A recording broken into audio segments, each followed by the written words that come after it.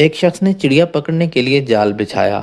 اتفاق سے ایک چڑیا اس میں پھنس گئی اور شکاری نے اسے پکڑ لیا۔ چڑیا نے اسے کہا، اے انسان، تم نے کئی ہرن، بکرے اور مرغ وغیرہ کھائے ہیں۔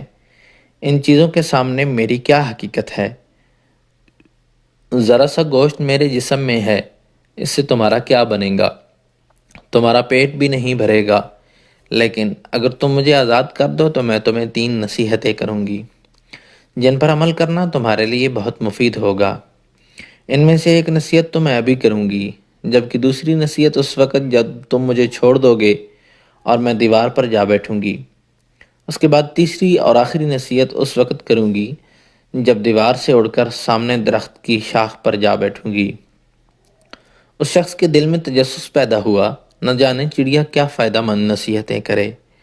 اس نے چڑیا کی بات مانتے ہوئے اس سے کہا، تم مجھے پہلی نصیحت کرو، پھر میں تمہیں چھوڑوں گا۔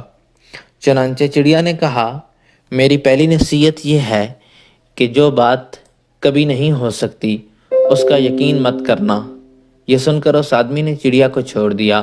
وہ سامنے دیوار پر جا بیٹھی، پھر بولی، میری دوسری نصیحت یہ ہے کہ جو بات ہو جائے اس کا غم نہ کرنا۔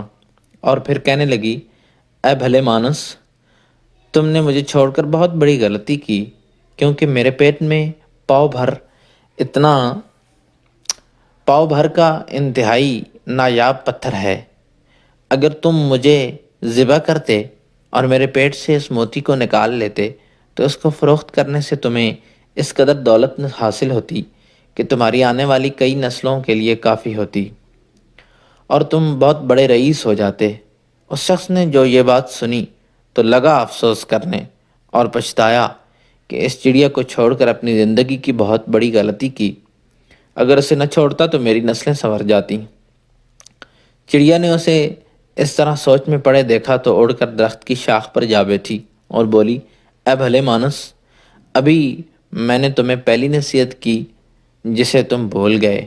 جو بات نہ ہو سکنے والی ہو اس کا ہرگز یقین نہ کرنا، لیکن تم نے میری اس بات کا اعتبار کر لیا کہ میں چھٹاک بھر وزن رکھنے والی چڑیا اپنے پیٹ میں ایک پاؤ وزن کا موتی رکھتی ہوں۔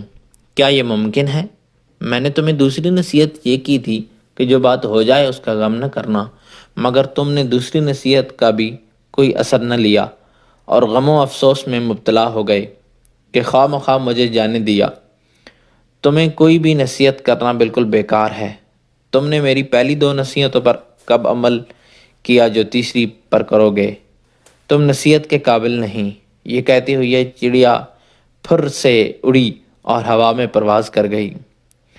وہ شخص وہیں کھڑا چڑیا کی باتوں پر غور و فکر کرتے ہوئے سوچوں میں کھو گیا۔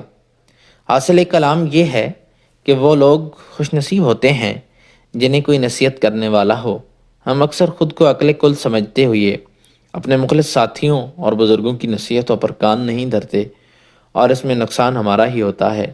یہ نصیحتیں صرف کہنے کی باتیں نہیں کہ کسی نے کہہ لیا ہم نے سن لیا، بلکہ دانائی اور دوسروں کے تجربات سے حاصل ہونے والے انمول اثاثے ہیں جو یقیناً ہمارے لیے مشعل راہ ثابت ہو سکتے ہیں اگر ہم ان نصیحتوں پر عمل بھی کریں۔